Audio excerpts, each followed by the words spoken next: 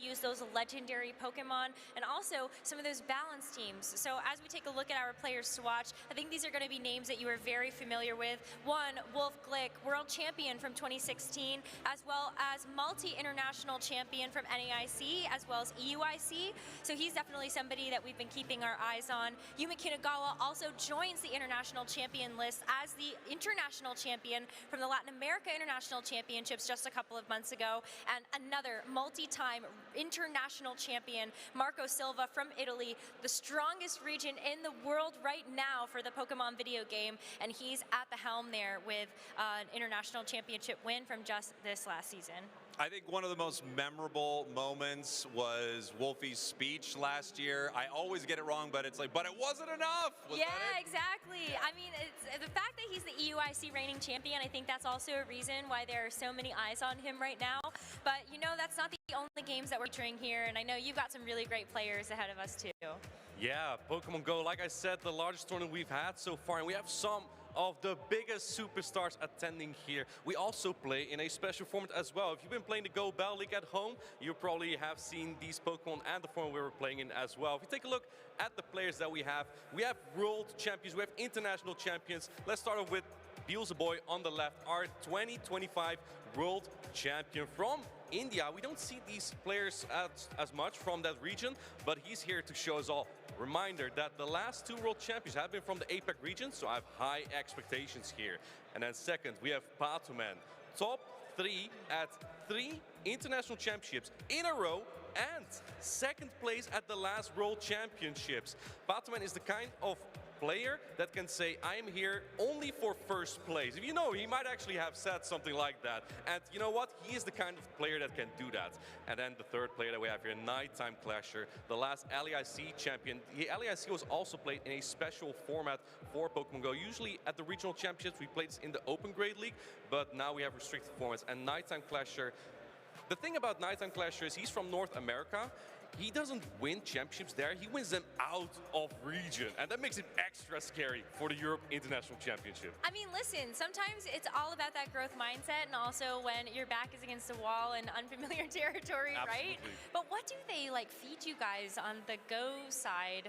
I feel like all of you, especially yourself included, being a multi-time regional champion, it's like you all are winners. They just feed us passion. Passion for the game. That's why we love to yap about it. We also like to play it. Joe, give it to me. TCG. Well, we're deep into the Phantasmal Flames format, which means every competitor out there at this point has had hundreds of hours of testing with their specific deck as well as within this format. So it really feels like the players who can get those tweaks correct this weekend are going to have the best profit. So I've picked out a few players here, some great players to watch within the entire globe, actually. Starting off with, who could forget Tord Reklev? I mean, this player has freakish results, 5-time international winner, but at EUIC it's extra special. He's got 2 wins here in this very hall, and his worst ever result at the EUIC, since it began, by the way, was top 32. So he is absolutely absurd and is always a player to watch no matter what, but finds the EUIC extra special. Moving on to Ryuki Okada, the defending champion that we have right now. What's so interesting about Ryuki is that every regional win and international win that he's had over the last couple of seasons, it's all been with different archetypes. So he seems to be a player that can really turn his hand to anything if he can get that metagame call right. And I think that's so interesting for this weekend specifically, because we've had so much time, a narrative forming around the top 4 decks in the game. And whenever you see that metagame narrow, it's players like Ryuki who can cash in and capitalize with some really interesting picks. And Brent Thomason, probably the strongest player yet to win an international championships. He's got 6 regional wins under his belt. He's coming off from last week getting a top 4 in Sydney. So he is really hungry to get that victory under his belt. He was also playing the Gardevoir archetype, which he's won 2 regionals previously with. I have to bet that he's going to be playing that this weekend, and that always gives him a great chance for the competition. That's always exciting to have a player who's right there, winning a lot, but still doesn't have that championship yet, and they could get it this weekend. Really exciting stuff. Yeah, I mean, he's come so close. He's had finals, he's had multiple top cuts at internationals, and he seems to be knocking on that door constantly. It's only a matter of time. Amazing. I want to talk a little bit about Pokemon Unite here. We have such an exciting format this weekend. We have map rotation in our game. We've got 3 big bosses in the center right now. We've got Rayquaza, Groudon, Kyogre, and the teams are going to cycle through these maps throughout this event, which I think is really cool, very different for a lot of our competition. But we have some incredible teams to watch here. Taking a look from North America, we have Dignitas, Root Dig, Inder up on the screen right there. This team is incredible. They are undefeated in our region right now. They are region maxing, absolutely spiking cortisol from every team that they run into. An incredible squad. Then right next to them, we have Peru Unite, your world champions. They are amazing, frame mogging everyone out there right now. And they are not undefeated in their, this is normal talk. Everyone speaks like this now. Are you sure? Everyone talks like this now. They are incredible. They are the world champs, but they are not undefeated. They're an extremely difficult competition there in LATAM, but they do so well here at EUIC. They won it one year, second another year. They're a great team to watch. And then, of course, we have the home region heroes in BH3 Esport, an incredible squad. Yeah, they're loving them here in the front row. They're absolutely European maxing right now, and I think a lot of these teams are poised to win this whole thing. These are 3 great ones to watch, but we have so many good squads. We have Evil Geniuses here. We have teams from all over our regions that we cover, so I am very excited to see how this weekend plays out. I know that the map rotation, all of our teams working on their drafting is going to be extremely important. I mean, if you don't deep lock in and you don't draft max, you will spike the cortisol and you will lose these games, guaranteed. Okay, it took me the 4th time that you made up a word involving maxing that I realized that you were playing an or maxing. So like, I've got it. I'm hip with the kids too. Yeah, your ascension rank is extremely high right now. No question about it. No question about it. We've got some incredible drops for our games that we want to talk about. Just for watching, you are going to be rewarded. So let's get into that. VGC, I know you have some exciting stuff coming up. So excited about this one because we are giving away Hisuian Typhlosion from Yuma Kinagawa's winning team from LAIC. So please use the code EUIC26 Heatwave. Make sure you get a copy of this Pokemon in your game. I love that we get a chance to highlight our international and world champions every single season by distributing one of the Pokemon that they use to be able to get themselves that international champion. And it comes in fully teched out with the item, the move set, the Terra type that trainer actually used. So it's battle ready and ready for you to use. Amazing. What do we got going on with Go?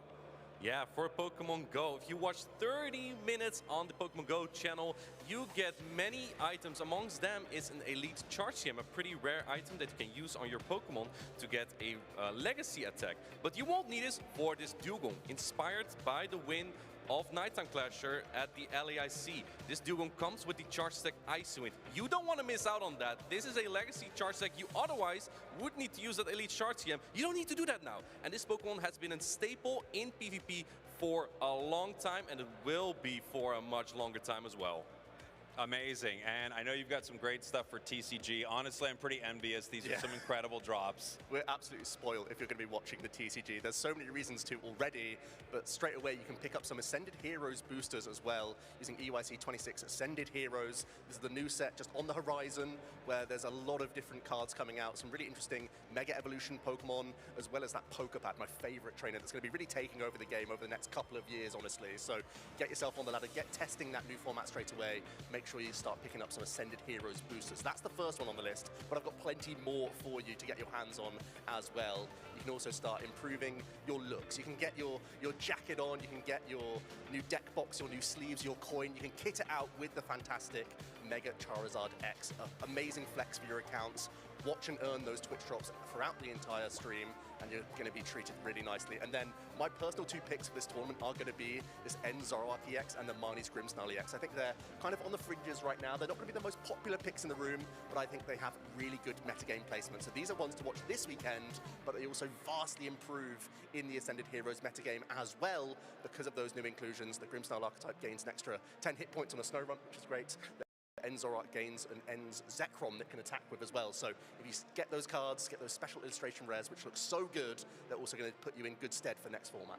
Amazing. And just for watching Pokemon Unite over on the Pokemon Unite Twitch, we've got some great rewards for you. A platinum emblem for watching on our Twitch. And we have a sticker. If you enter the code EUIC2026, you will get this right now. You can throw that up on your trainer card and let everyone know that you are watching here live. I guess technically you can do that right away and you don't have to be watching live, but still, you should be watching live. I think it's pretty dang important. I know soon this show is going to kick off, and I cannot wait for people to see it because it's pretty hype. Before we do that, I want to talk real quick about maybe what you guys are most excited about this weekend. I know for me, they've got Pokopia out there on the floor that I really want to play. I've been trying to get to it, so that's like up there for me as number one. What about you, Necra? Oh, it would be so nice to be able to check out that demo, but there's so much else to do inside the hall. There's a pin trading place that you can go, collect new ones. Like, I love how blinged out all of you are. I think I maybe missed the memo personally. So maybe I've got to hit up the pin trading and get a couple of things there, make sure that I can be just as swanky. But I think outside of that, for VGC in particular, this is a format that we have played quite a bit now. And I think a lot of people are looking and hoping to see what is going to be the next innovation that we can actually make to just kind of spice it up a little bit. So I think we will get a chance to see something like that this weekend. And Joe, I kind of expect that you're kind of feeling the same way about your format. I feel like innovation is the key word that I'm really latching on to this weekend as well, because whenever there seems to be a narrative forming and it feels like the hive mind is all sort of in agreement with one thing, that's when you can completely pivot, turn a direction, turn a lot of heads, and surprise a field. And with thousands of players out there, with the majority of the metagame going to be playing just one of these 4 decks, I feel like that's a great time for you to innovate with your own deck choice, whether it's tech inclusions to gain an edge where you'd otherwise feel unfavored, or to bring something completely new. That's what I've got my eye out for this weekend in TCG. Yeah, I feel like for us, I don't think there's as much innovation in our meta that we have this time, because the meta is very condensed. So you're going to see a lot of the same Pokemon, but you'll never know. I would love to be proven wrong, that someone brings something like, and I'm like, huh? What? And they just win it. Imagine. Honestly, sometimes I feel that way every time I look at your broadcast, because I'm like, whoa, those are Pokemon we don't get a chance to see in the VGC or even in the TCG. I look at Budu being such a prominent Pokemon. I'm like, but it's so cute. How is it so, impactful? I mean, sometimes it can win games completely on its own. Interesting about Go as well, I know that dragons are really sort of taking over. That's a theme for this weekend for you, isn't it? Yeah, dragons are a thing. Unfortunately, my favorite dragon, Giratina, won't be in the format, but there will be a lot of Kingdra. Now, I have a question for you as well, as we are on the topic of those specific Pokemon. In any of your games, Charge-a-Bug, has that been a successful Pokemon? No. Yeah, that's been We've had like a Charge-a-Bug game mode that was very fun, but this is one of my favorite things about talking to each game is at some point you'll go, oh yeah, Psyduck, it's completely broken. Everyone's like, Psyduck? Like, yeah, and Unite, completely broken. And that's really exciting to hear from each game, like what Pokemon shine there. And I think it's really cool that as a franchise, it's not just that Mewtwo is good, even though I think Mewtwo's maybe good all the time, everywhere. Maybe not so much in VGC anymore. Amazing. I would love that for us. It is, because we have some really cool things to enjoy, but hopefully that just makes everyone excited to go check out all the different streams that are happening here at EUIC. There's a lot to be able to take in, and I think especially on Sunday when we get a chance to crown the champions at every single game, it's going to be really amazing. So please tune in. All right. Well, I hope you guys enjoyed this pre-show. We are going to get this thing kicked off here in just 1 second. So for VGC, Go, TCG, and Unite, I cannot wait for this weekend. Get ready for it. Thank you guys very much. Let's get on with the show.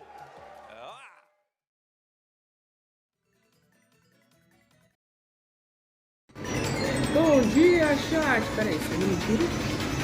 Bom dia, chat. Preparado para a livezinha. Bom, gente, eu vou fazer um cafezinho aqui, fazer algumas coisas aqui e já volto.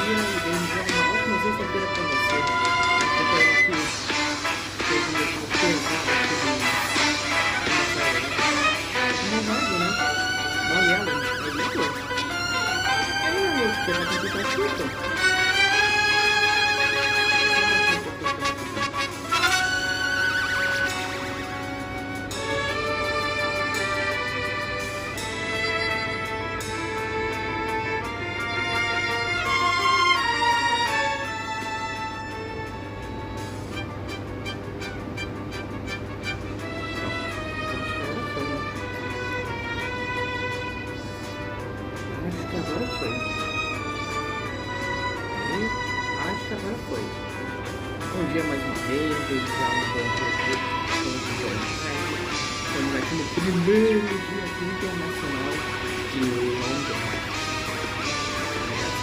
Eu vou deixar o jogador ultrapassar aí, tomara que eu não tome copyright, mas eu já vou.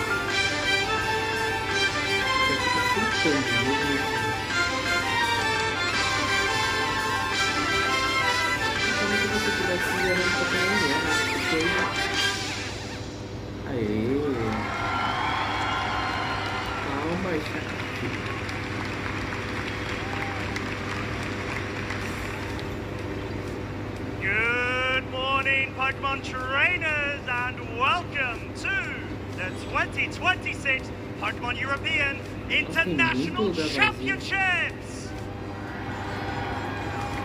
We hope you enjoyed that quick journey back to the games where it all started. We wouldn't be here today if it weren't for the games that introduced Pokemon battles to the world and led us all to this moment. So let's hear it one more time for Look Mum No Computer and the Manchester Video Game Orchestra! Um tá em inglês americano e outro britânico. Caraca, que da hora! Caraca, mano, And que now massa! here we are, almost 30 years later, and still going as strong as ever, with over 7,000 competitors here in London. We've got 3 days of intense battles lined up as our trainers compete for their share of over $500,000 in prizing. As well as their invitations to the World Championships and Pokemon X Speed in San Francisco this August. And of course, the coveted title of EUIC Champion. A title that very few people get to earn. But we've got more than a few trainers here that will be battling it out over the next couple of days as we look to find our finalists. Where they'll take to the stage on Championship Sunday in order to face their final opponent as we crown our champions. So let's hear it for the Pokemon trading card game! Pokemon video game! Pokemon Go! And finally, Pokemon Unite! Well, it sounds to me like everybody's fired up And ready to go! So there's one final thing left to say, and that is good luck, trainers! And let the games begin!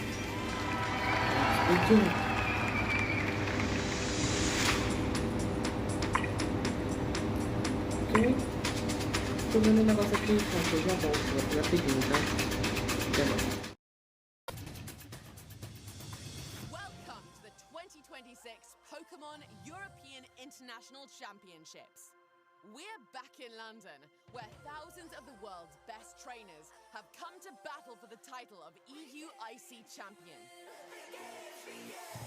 Two-time world champions Luminosity Gaming continued their epic season-long IC sweep with a decisive victory in London. To the middle, and Luminosity Gaming is going to stop them, and they're going to win the AL's Cup. Hatterman is the reigning European International Champion, and his dominance continued through the 2025 season, finishing third at the North American International Championships and claiming second place at the 2025 World Championships. Look at it go! Give it up for Hatterman! Ryuki Okada demonstrated absolute mastery of the game. His precise decision-making and unwavering composure laid the foundation for an inevitable victory, crowning him last year's international champion. And now we come to London and won the whole thing. Longtime VGC legend Wolf Glick barreled through the competition and added an EUIC win to his historic career. International Championship and becomes your 2025 European International Champion. Here we go.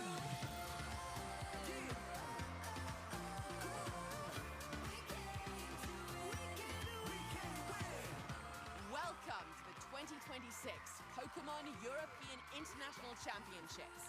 Let the games begin.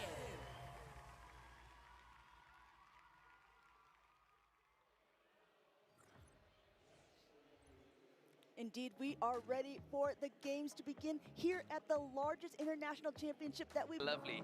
Lou Actos Cromi, how are you feeling, Lou? We're here at the biggest event for Europe of the season. I am incredibly excited. We're back again here, Lou and Lee behind the desk to kick off the European International Championships. For me, this is always one of the best tournaments of the year, the very best of the best. Travel across the globe to be here and take home the title of European Champion. Well, that is the big question, right? Who will be our champion at the end of the weekend? We've got a long road ahead of us to get there, which is exciting because I just can't wait to get into the action. But yes, huge event, huge stakes on the line and everything to play for, and all of the top trainers from around the world are going to be here this weekend pitting their battle skills against each other to see who can come out on top. Yeah, we only have a few of these events a year, so the trainers are going to be battling it out not only to try and become champion, but to take home some other incredible prizes as well. On the line this weekend, we have some prize money for our juniors, seniors, and masters divisions. Yeah, lots on the line. Of course, here, if you are one of the masters players, you are going to be going for that first place prize, of course. $15,000. What an amazing prize pot to go for. See, going down second place is still not too bad. 10,000, 7,000, 4th, 3rd and 4th, and you can see that prize money can help set you up for the rest of the season. There's still a long way to go until we get to Worlds, so that can help support you get to those other events, other regionals, and other internationals that are on the horizon. Exactly, and it's the same for our juniors and seniors as well. They can take home that prize money and maybe start working towards their next tournament with their friends and family. But it's not just the physical money that they maybe get to take home. Our trainers are also battling it out for championship points. Now, championship points are one of the key ways in order to gain World Championship qualification. Yeah, well, that's what this season is all about, and the run up to the World Championships, making sure that you are going to be there taking part. And a big way to do that is getting as many championship points as you can. 500 up for grabs for our first place player this weekend, and then you can see second place going to be 480, incrementing down all the way down to top 64 there with still 150. This is why these international championships are so important, because the amount of championship points you can get at these events is so pivotal in deciding how the rest of your season goes. Yes, and this entire weekend is forecast to be an incredible event. 3 days of awesome competition. And I know that all of our trainers are going to be so excited to be able to see not only today what the competition is like, but then how things are going to start shaping up as we enter kind of phase 2 and day 2 of the competition, and then ultimately who our number 2 trainers are going to be on Championship Sunday. Yeah, well, that's all to come, of course. But of course, we've had some regulation events already this year, so we've kind of been able to have a teaser of what we might be able to expect coming into this event. And it's going to be interesting to see whether players stick with those tried and tested strategies, those teams that we're kind of more familiar with, or if we'll see some real curveballs coming into this and players that maybe have slept on some strategies, bring them to the party this weekend, and then surprise the rest of the field. And I think that's the thing. A lot of people think Regulation F, we've been here before. It's quite a balanced metagame, particularly over here in the European region. A lot of our trainers like to have a quite stable core use of Pokemon.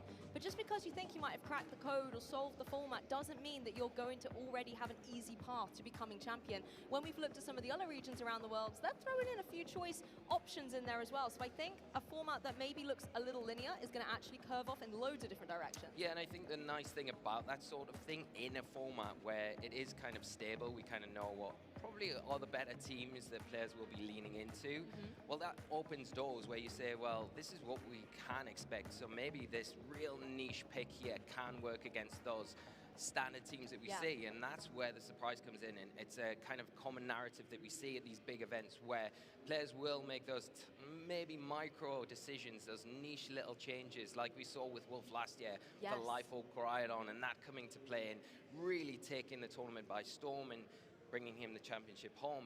Maybe similar situations are going to happen this year where there's micro tweaks to those standard teams, or maybe even something completely off the wall comes out of nowhere and catches everyone by surprise. I mean, you're right. Wolf was competing with Coridon in a battle of Miraidon mirrors everywhere out there on the tournament floor, but that one little unique Pokemon on the team helped him get that victory as our reigning champion this season. So I'll be interested to see what he might be bringing, but he's not the only competitor that we need to keep an eye on. So considering that we're starting here at the European International Championships, let's take a look at some of our trainers to watch from the EU region. Now, there are so many, but we only had 3 on the graphic, so these are the 3 that we have gone for. First of all, Nils Dunlop. Now, he won this very event when it was last in Regulation F in 2024. So he is already a European International Champion, but can he do the double in Regulation F? Well, you would say he's got a very good chance, almost a pioneer, you would say, in a lot of respects with using that Porygon 2, that Urshifu, that Ursaluna that have come to prominence in this format. So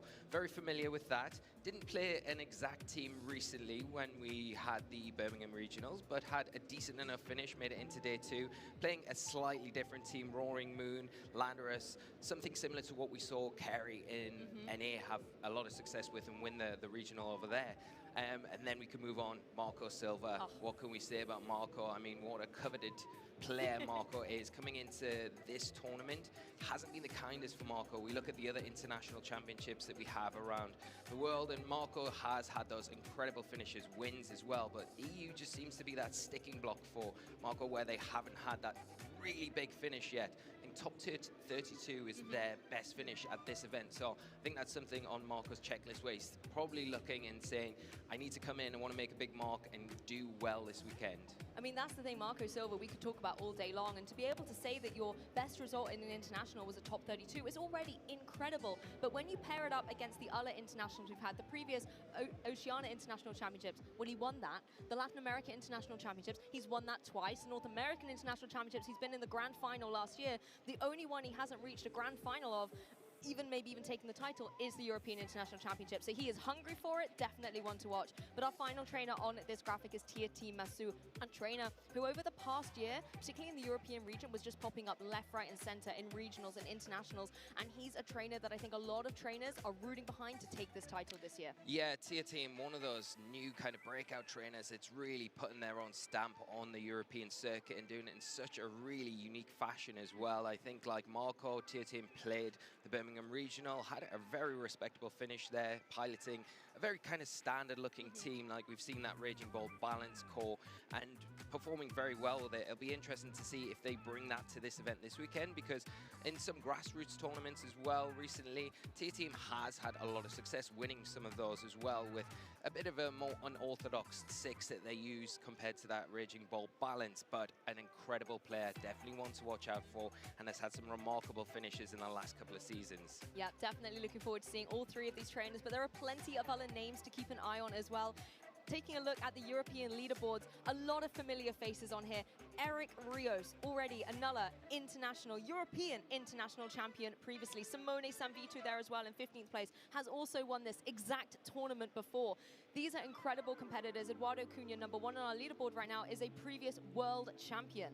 I'm looking forward to seeing this. I really love that we're talking about Eduardo, because I think coming into this event in particular, Eduardo's had he has missed the consistency this year in encapsulated. Birmingham Regionals recently had a 7th place finish there, top 8, and playing a very kind of their own spin on that kind of balanced team. Really love Scoldingo, having good success with that. Don't we all a little bit, Lee? We love it. I don't know, maybe ask Costa for myself, but going previous to that, 6th place finish at Stuttgart Regional earlier in the season. Wasn't Regulation F, but just showing that consistency, and then starting the season off with a 2nd place finish at Lille as well. So incredible run from Eduardo, playing a variety of different teams throughout those different formats. But I would expect something very similar to what they piloted in Birmingham, maybe some slight tweaks, because Eduardo likes to go with what they're comfortable with, and then they kind of flourish in those situations. But don't put it past Eduardo to bring something that is a little bit off the wall, because I think they're capable of it. They've got the innovation, and they've showed it time and time again. Previous World Championship, got a lot of tools to their belt. Eduardo going to be a definite player to watch. One other one I would love to mention, Lou, is Lewis Marco. Yes, you got to mention Lewis, a trainer from Germany who is, again, all of last season constantly cropping up in those top place finishes, and is someone who has exhibited a lot of consistency and is so calm, cool and collected under pressure. I've seen Lewis in so many matches that are these maybe slightly longer, continuous move and counter move style, slow balanced games. And a lot of trainers, sometimes that pressure can be very difficult to navigate through, trying to think not only 1 or 2 turns ahead, but maybe 6, 7, 8 turns ahead. And Lewis is able to do that so marvelously. Yeah, and I think over the last couple of seasons in particular, Lewis is one of those players that we've kind of just been able to keep an eye on, and consistently in and around those top cut situations. Hasn't quite had that big finish yet, but maybe this is the weekend where they're able to do it. Had a really good finish at Birmingham Regionals recently, 12th place there, playing a very kind of Lewis Marco team as well, known for that kind of going with the tried and tested, the best Pokemon in the format, that balanced team, and just pilots it so well. And so wouldn't expect anything different coming into this weekend, but it's going to make it very difficult for their opponents throughout this weekend, and I expect to see Lewis progressing very well in the events this weekend. Yeah, a lot of trainers we could talk about, but it's not just the European players who are going to be here. A lot of other regions are coming here to try and take the title away. Wolf Glick is our current reigning European International Champion. He got the trophy last year and took it back to North America, and he's here to try and hold on to it again. Yeah, and it wouldn't be a surprise to see Wolf do extremely well, get to that final, and even just reclaim the title this year, because he is just that good,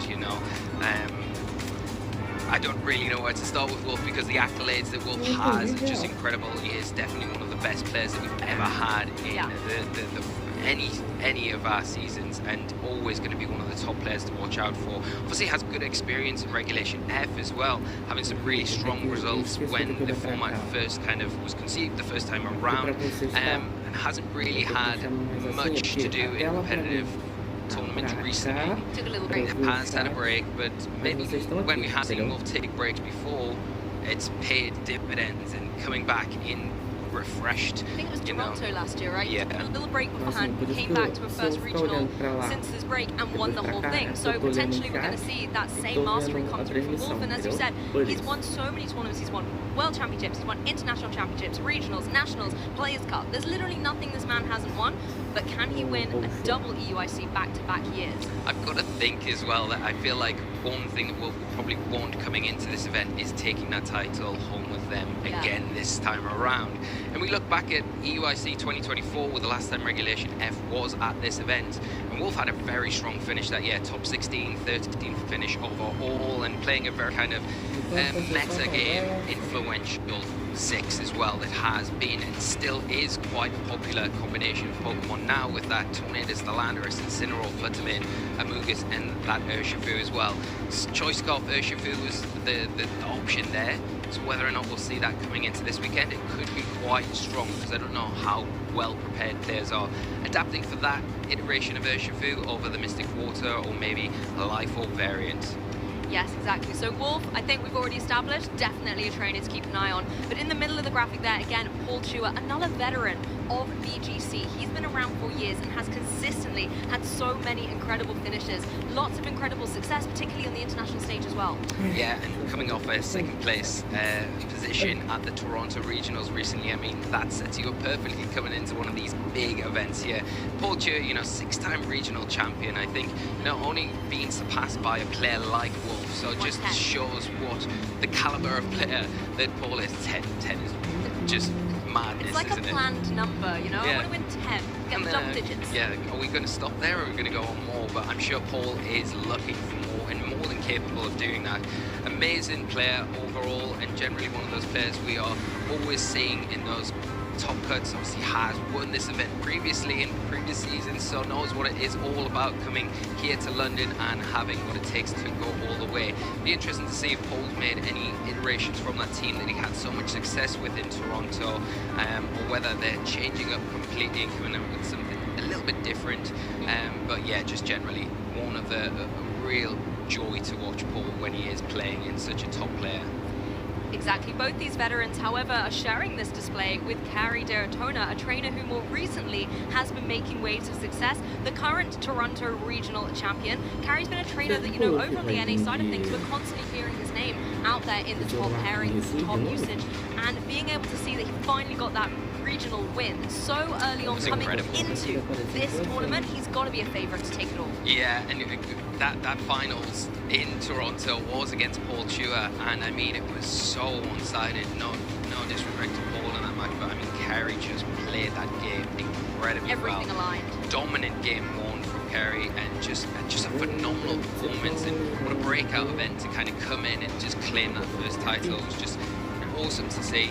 Had some really interesting options on the team as well. That Choice Specs Golingo. That's good to see. Really strong with the trick there as well. Can catch your opponent off guard. Hit extremely hard. I think good coming into this weekend in particular as well. Very Terra type there playing dividends. And really leading into that tailwind speed control as well. Didn't have that kind of tail room variant that we've seen pop up at least this last week and have a little bit more dominance. So whether or not we're seeing Carrie make some adjustments coming into this event, it wouldn't surprise me, but you've got that winning team, it performed well in this format, you're comfortable with it, you know how it operates. It wouldn't put too far past Carrie just to bring that team and say, I know what I'm doing, it's going to be me against my opponent, and I know how the team operates. Well, I'm adding these 3 names to my players to watch for sure, but if you want to add a few more, we can take a look at the North American leaderboards and have a review of some of the other trainers who are battling out to become champions. Justin Tang, top of the leaderboard. I mean, this trainer is so close to hitting 2,000 championship points here. He's a trainer who's won 3 regional championships. He's done consistently well at internationals, but hasn't been able to take that #1 spot. And seeing the form that he can be on when everything aligns, when he has the right team, the right medical, and he's confident, he can really be a trainer to take all the way. I'm going to keep an eye on Justin for sure. Well, Justin, yeah, I mean, we talked about Eduardo being Mr. Consistency, but I feel like master of consistency this season is Justin.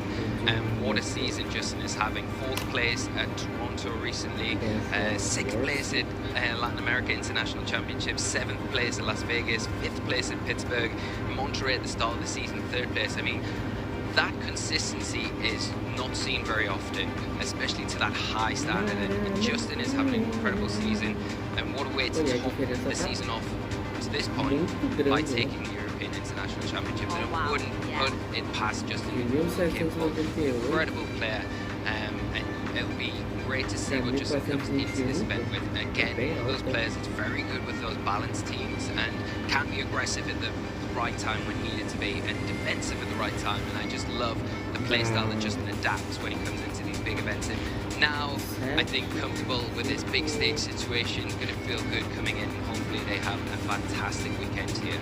Indeed, and a few other names to mention. Stefan Mart, also a champion already this season, has been able to take a first place finish and now is looking to try and get that first place international as well. Stefan known for sometimes running a quirky little team here or there, so I'm sure a lot of us are excited to see what he might be bringing to this tournament. Another name that really stands out to me is Joshua Lawsey. This is a trainer who, for me, really made their big splash out into the competitive video game field in the 2017 season, actually at this European International Championships. And since then, you've only seen this player grow from strength to strength. More recently, having an incredible finish over in North America, and is someone who I think a lot of trainers look up to and respect greatly. So he's someone that I really want to be able to see get all of that hard work paid off and get a win. Yeah, exactly. I mean, Joshua, in one respect, never surprised to see their name in top cuts and T2s, but it wouldn't ever surprise me to see their name on a championship title either. And I think more than capable, an incredible player, very talented, and got such a good kind of drive as well to always want to get better, want to improve. And I think it's such a good example to newer players coming in.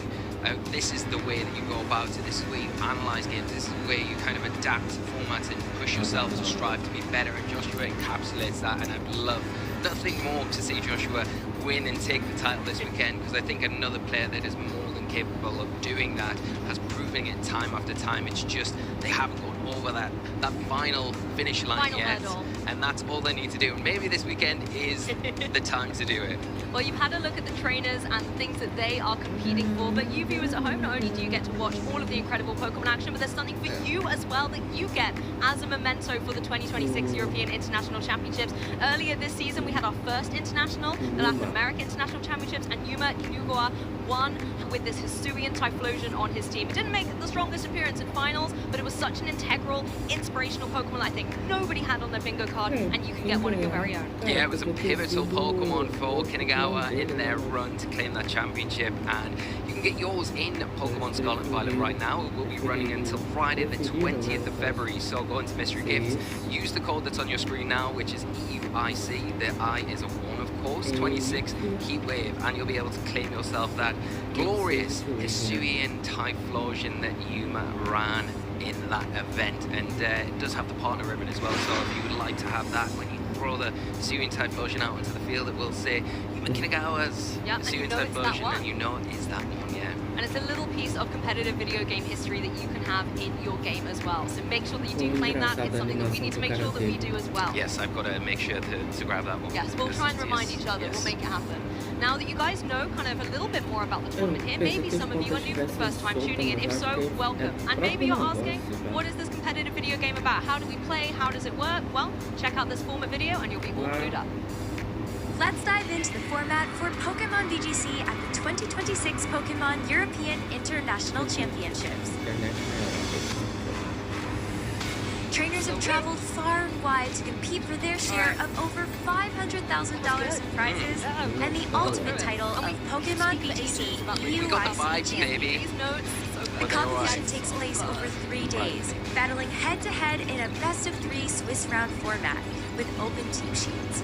An open team sheet means critical details about each trainer's Pokemon are available to the opponent. Trainers advance to Swiss Phase 2 if they gain more match points than their division threshold. When Swiss completes, the top 8 trainers and up to 8 additional trainers tied with 8th place advance into an asymmetrical single elimination bracket until only 2 finalists remain. These final 2 trainers will compete on Championship Sunday. The trainers are bringing their all to the play tables this weekend, and we will soon see who will claim the trophy and title of EUIC champion. Let's get this tournament started. Well, what a treat. Thank you all for guiding us through how this tournament is going to run this weekend. But you can see we are about to get into Swiss round 1 here. Opponents are facing each other on the stage, getting set up, ready to go, and we'll be getting into the first game of this championships. Very exciting and two phenomenal trainers, Lou. Honestly, this is such a great pairing. Tim Edwards was the runner-up. The last time we had a European International Championship in Regulation F, fell to Nils Dunlop in the grand final. But that was his breakout performance, and now he's here back in Regulation F to prove his skills once again. His opponent, however, Victor Medina, a sweetheart of the European community, a trainer who is always consistently getting into those finals but falling short of the final hurdle, always getting second, but maybe Lee, this is his year. Yeah, for both of these trainers, it could be. And you know, we're getting so close to having your hands on that trophy, and just falling short is going to give you the drive to push again and again and again and bet yourself. And both of these trainers will be coming in this weekend hoping that they can repeat their run to that finals, but this time, this is going to be the moment for these trainers to pick up the championship and take it home. Exactly, both these trainers are going to kick off their tournament, and this can really set the tone for how the whole weekend is going to go. Not only your first match do you want to win and get that little confidence boost, that little bit of adrenaline going, but hey, you've got to do it up on the main stage. That's an additional bit of pressure, but hey, if you can get that victory, you can show off your skills, then everyone is going to be looking to you and saying, I don't want your name on the match slip when we find out the next pairings. But let's have a little dive into teams. Tim Edwards running a very consistent core here. We've got the Urshifu, Raging Bolt, Fluttermane, Rillaboom, Incineroar, and the Oakapon Half Flame Mass. So a very classic Firewater Grass core with a few familiar friends here as well. Yeah, definitely that. And, you know, we've seen this through Regulation F have a lot of success. It is a very good balanced team and something that Tim will be able to lean into with their ability to play. The Raging Bolt is going to be that big piece of the puzzle where you're going to want to try and get those combines set up and then put pressure on the opposing pieces on the opposite side of the field. You've got the tools to be able to do that double fake out there with the Incineroar or the Rillaboom to help slow down your opponent. And you can also combine that well with that Urshifu, the Rapid Strike there. It's got the Mystic Water item choice, are going to be boosting those water type attacks, that Surging Strike in particular, and boosted by that Water Terror. We've seen recently more defensive Terror types on Urshifu, but Tim leaning towards that more offensive and really kind of using that with that double fake out there to give their opponent a lot of issues. On the opposing side, again, some familiar faces. No Fluttermane here, but we've got the Incineroar, the Rillaboom, the Urshifu Rapid Strike variant to recreate our Firewater Grass core, Raging Bolt, the Oakapon Half Flame Mask again. But interestingly enough, we've got the Landorus here as well. Now, this is one of the big formidable Pokemon coming into this series, I believe. Yeah, very, very strong Pokemon in particular, very good against the opposing Raging Bolt that Tim is piloting. So going to be a key piece of the puzzle here for Victor, and got that substitute as well, a really nice option. When you're in that position and you're threatening your opponent, you've got the option to set that up, and then you can see there's some little differences around here. You've got that Oakapon with the Half Flame on both sides of the field, and Tim going for the focus energy rather than the sword stance that Victor's relying on, so that can become a little bit more powerful than Victor's side, something they might lean into to set up. But the Urshifu here, Victor going with that offensive Terror type again with that Water, but the Choice Scarf held item. Yeah, Choice Scarf giving it that little bit of built-in speed control, giving it potentially the edge on opposing Pokemon on the field. The Landorus, however, I think is going to be a key piece here for Victor, being able to hit super effectively into the Raging Bolt on the opposing side with the Earth Flower as well as the Incineroar. Oakapon doesn't want to take that either, and Oakapon doesn't necessarily want to take the Sludge Bomb, and nor does Rillaboom or Fluttermane. So there's a lot of potential for decent damage or super effective damage coming through from Landorus. And if Victor can get the substitute up on that Pokemon, then it just means that Tim really has to narrow down on it to remove it from the field, or it's going to start clean sweeping through the team. Yeah, and I think the one thing that Tim's probably got a little bit of an advantage of in this matchup is the fact that they've got Icy Wind support on that Fluttermane. It's the speed control there, where that's something that Victor's kind of lacking in that respect, where you'd say otherwise that Landorus can run free and just have a field against his team.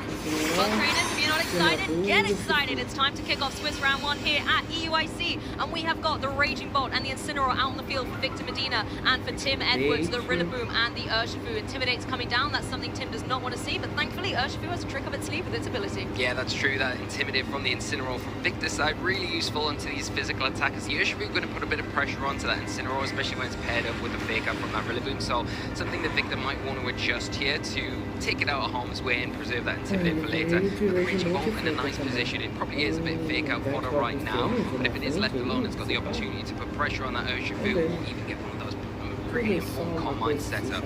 Exactly, and the Surging Strikes potentially on that Urshifu, knowing that it has those guaranteed critical hits, is going to be able to negate the Intimidate it has taken through. Urshifu, however, switching out, maybe saying I need to come back in later and be able to unleash all of my extra power. Potentially needed something like the close combat instead, and now we're going to see the Raging Ball come in here for Tim. Incineroar leaving the field as well critically, maybe didn't want to take those Surging Strikes, maybe thinking, hey, I can Intimidate and fake out later on. Let me bring Rillaboom to the field and make a little bit of a mirror match here for us.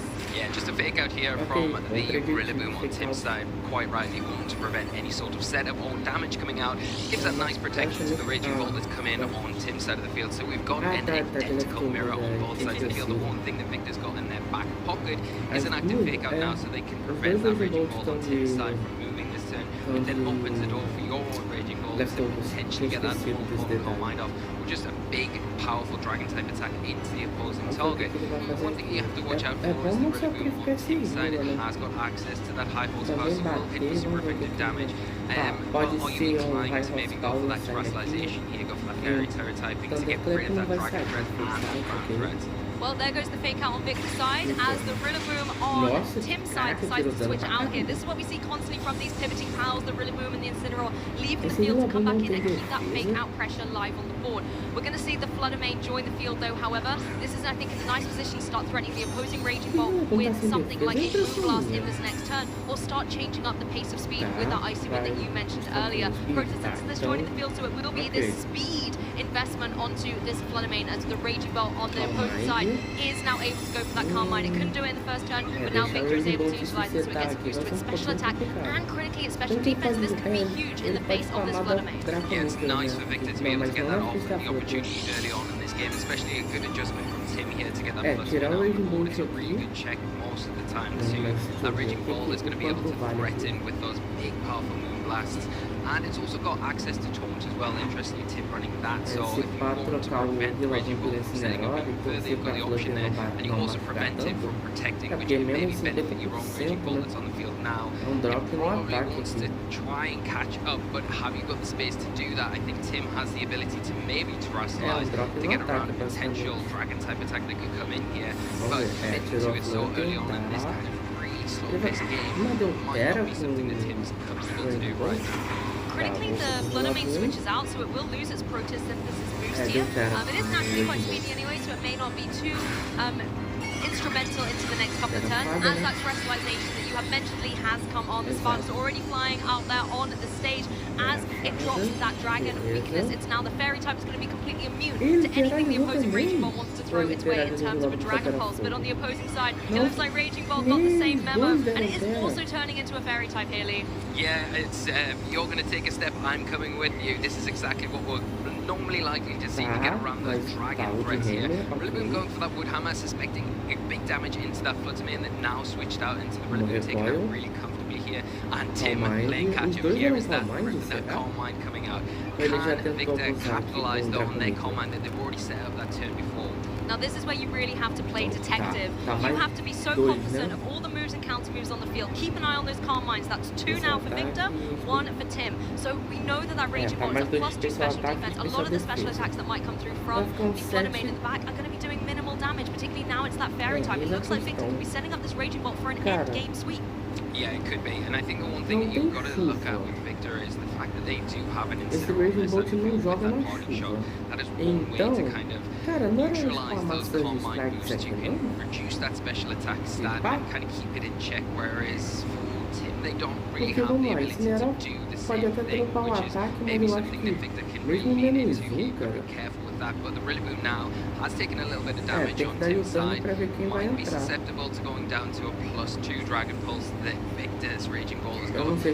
And you could go into that. It's risky though, because if you see it switch out here into that Flutter Mane, you can waste the turn. You don't want to do that. That's a decent amount of damage down as well from the U-turn. That's something that Tim has to be cognizant of onto that Rillaboom. You know, next time he comes in, maybe takes a Woodhammer or U-turn, it is potentially going to be KO'd. Incineroar rejoins the fray. This could be the great opportunity for Rillaboom to get out of here, however, so it can reset some of these Intimidates. Incineroar obviously going to have the fake out play on the next turn as well, so a wise adjustment here with a cheeky critical hit for a little bit of extra damage on Tim's side, so you can now readjust your wall position. But as you said, Lee, there's no Incineroar in the back for Tim, so he can't bring in a potential fake out. So why not bring in a Ghost type that cannot be hit by it? Yeah, and we've already seen that Thunderclap hasn't been chosen here, so we know it's either going to be a Calm Mind on both sides of the field or it's going to be a Dragon Pulse. Tim playing catch up once again, going for that second Calm Mind now, +2 special attack, special defense, and Victor not stopping, saying, okay, well, here we go, I'm just going to continue doing this now, +3 like you said, Lou. +3 and +2 on Tim's side, so we've got to keep an eye on these. If one of these is out, it's going to be wild,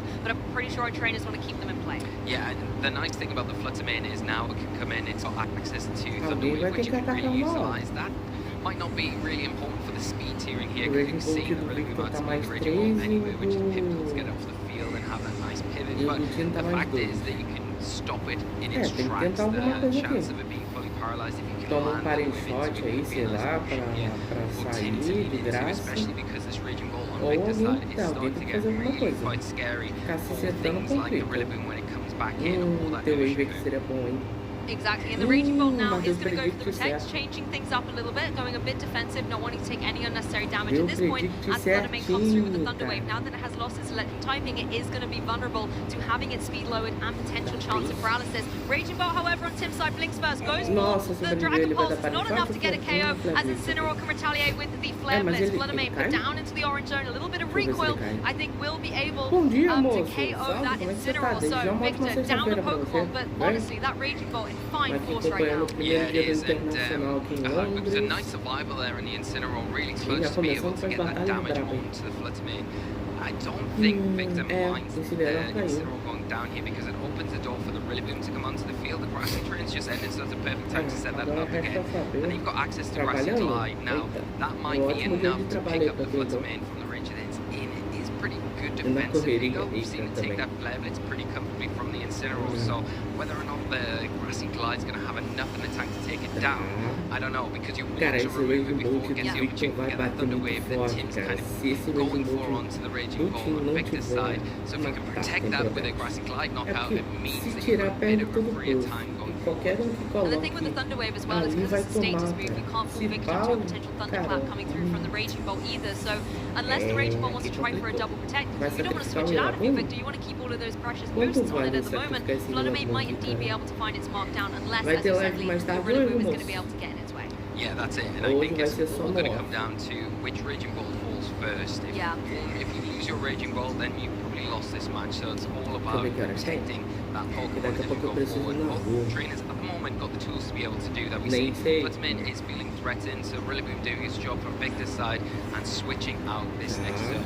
I like this adjustment because Rillaboom may be in a more prized position to take the Grassy Glide, but actually it's a Wood Hammer, and so that comes down, removes the Rillaboom from play. Tim now down a Pokemon. At least, however, you can bring potentially that Fluttermane back in and try and put it in a position to go for that Thunder Wave again as Raging Bolt goes for the Dragon Pulse. This is an Assault Vest. Rillaboom just able to hang on, but Lee, is that a fourth Calm Mind? That is a fourth Calm Mind, Lou, and that is +4 now. The Raging Bolt on Victor's side deciding, you know, there is the opportunity there to go for those Thunderclaps maybe into the opposing Raging Bolt, but not going for it, saying I'm really going to commit to this setup, and once it is at this stage, it's going to be able to hit pretty much most things that Fluttermane come back onto the field. Does go for an attack, it's going to be susceptible to getting knocked out by that Thunderclap, and the Urshifu is not going to want to take it. It doesn't have the security of a Focus Sash either, so that's going to feel it's going to be very, very wary about what it does. I'm starting to think towards the end game here as well, because if the Urshifu and Fluttermane and then the Rillaboom and whatever the fourth Pokemon on Victor's side there in the back is,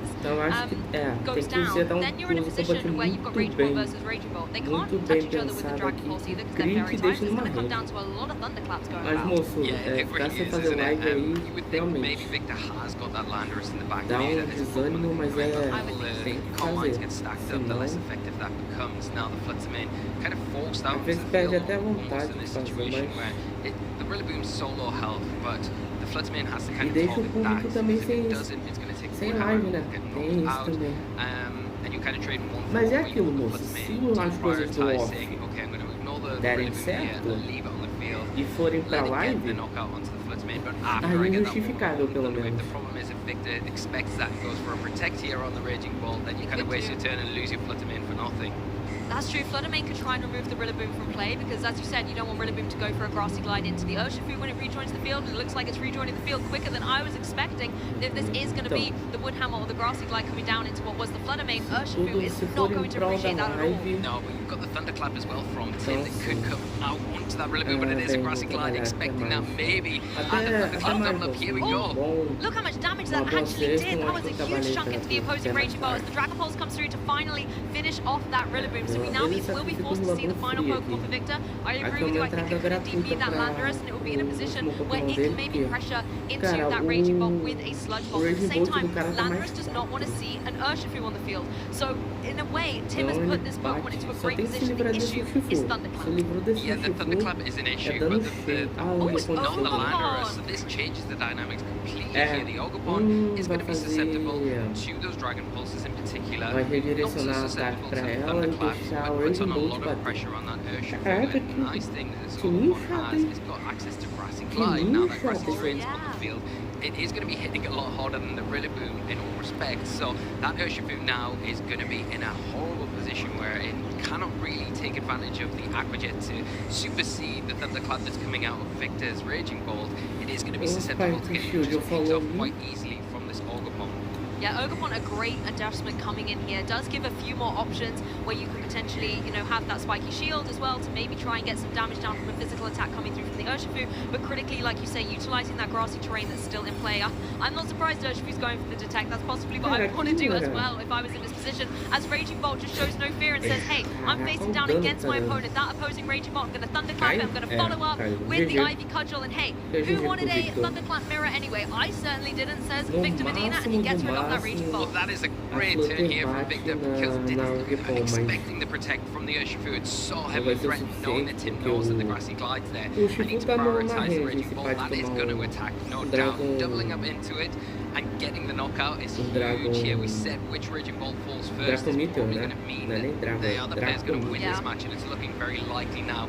Fluttermane coming back onto the field, going to be susceptible to an Ivy Cudgel, and the Urshifu still pressured from that priority Grassy Glide. The Raging Bolt's in a pretty comfortable position. Not really threatened in plus 4 special defense from this Fluttermane. Victor doing everything right in this match. Cara, o crítico do Sanji Strike não bate That Raging Bolt as well, the Thunderclap's doing so much because even though Tim was able to set up plus 3 special defense, Victor had plus 4 special attacks, so constantly was getting the edge. Urshifu tries its valiant best to be able to go for a double detect, but it's not to be. Grassy Glide finds its mark, and now it is Fluttermane against the 2 remaining Pokemon on Victor's side. And considering that Fluttermane doesn't really have the utility to get the KOs here with a Moonblast, it's not going to be able to, I think, find a way through. However, I guess this is one option. You could go for the Thunder Waves and try and stop your opponent from moving at all, but it's a tall order to take.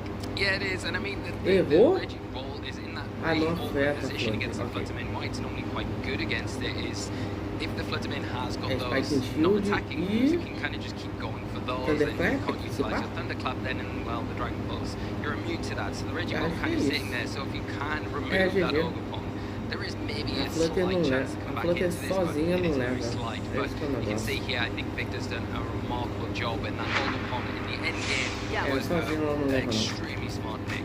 I think it could have been slightly different as well if the Landorus had indeed come to the fray a little bit. You wouldn't have been able to have that pressure of the Grassy Glide, and potentially if you were able to get the paralysis down onto the Raging Bolt, then your Urshifu could breathe a little easier in the face of a Thunderclap. But a fantastic play by Victor, and Tim, you know, keeping him on his toes the whole way.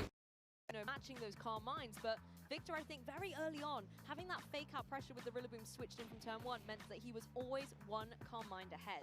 Yeah, and that was the big turning point in the game so early on, like you said, that dictated how the rest of the match went. Victor kind of identifying an opportunity before Tim did, and then getting that Calm Mind just put them that step ahead, which Tim almost felt like they were playing catch-up, did really well with the way that he was able to dispatch of the Rillaboom, the Incineroar, but really inevitably it allowed the room for the Raging Bolt on Victor's side just to get into a position where it was really comfortable with. And then when that Ogerpon came in at the end, you kind of said, well, that's curtains here. Victor performing extremely well. So a lot to do with Tim, and I think coming into game 2, and if, you don't really want to be on the back foot in this one. What adjustments do you make? Do you go straight in with your Raging Bolt and start that setup early on?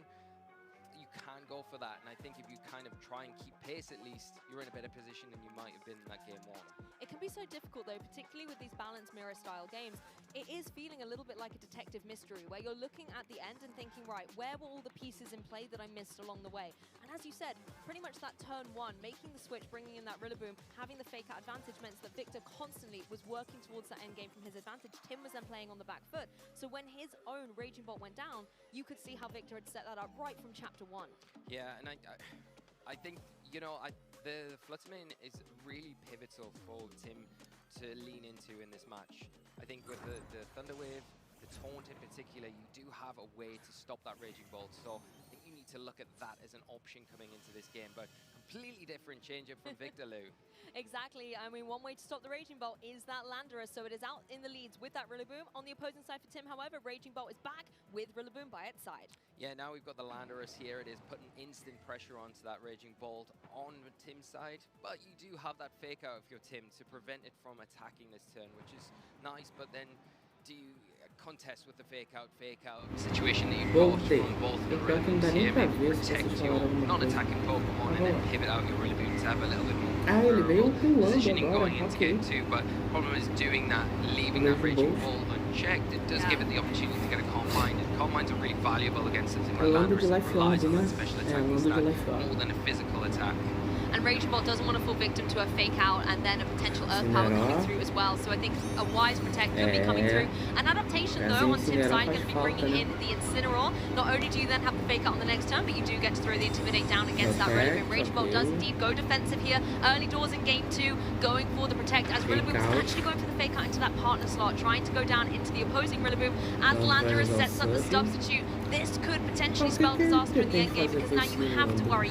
It's in a position where those Earth Powers are going to hit hard. Showing why Victor is such a strong trainer, picking the opportunity, saying, yeah, well, I'm going to fake out your Rillaboom anyway, even though it's not probably the most optimal thing, because I'm going to have the substitute, I'm going to get it set up. If your Raging Bolt goes for an attack into me, then it'll just break the substitute and we'll be back in this same situation the next turn. But if you go for a switch and you protect, I'm going to catch you out, and Landorus is now not going to be susceptible to that fake out that Tim's quite smartly brought onto the field to support that Raging Bolt in that situation now where the Landorus is pretty free to just go for a big attack.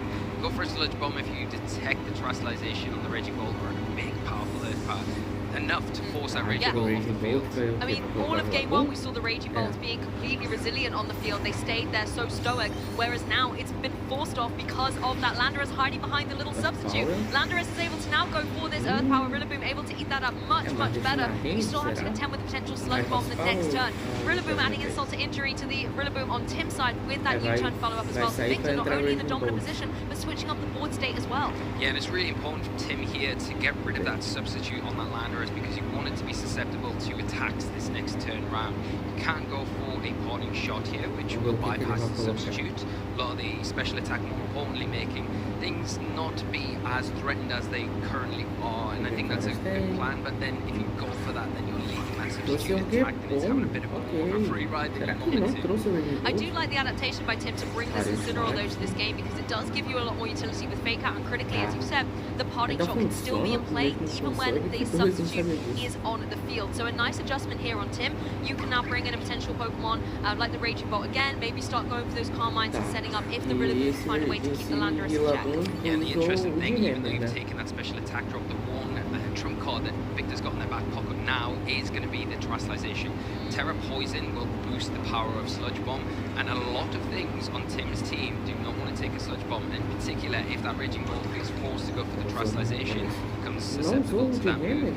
The Rillaboom is in a position now where a Sludge Bomb, even without the Terastallization, is probably in range to get knocked out, so that is heavily threatened here. And the Ogerpon in that position for Victor where it could go for a Swords Dance now, expecting maybe an Incineroar switch in from that Rillaboom to kind of protect that, giving you the opportunity to boost those attacks and become a big threat from that side of things. Yeah, Tim's Rillaboom is rocking that Assault Vest, so it does give it a little bit of coverage into special attack use. However, as you said, the Terrestrialization could then give the extra offensive pressure to push it over into the KO range. So I think it's a wise adaptation here, bringing in the Incineroar that's going to be more poised to take the potential poison type attack. But if this is something Victor has predicted, then it could be getting very interesting. The Intimidate obviously not coming through the substitute on this occasion, and we're going to see some sparkles on the stage. It's just Terrestrialization time. Yeah, and it's back onto that Raging Bolt, wanting to get rid of that big threat on the Landers, but again, at the same time, the Ledge Sword here, because yes, you're boa noite, boa tarde. Meu Deus do céu, bom dia, Azul, como é que você tá?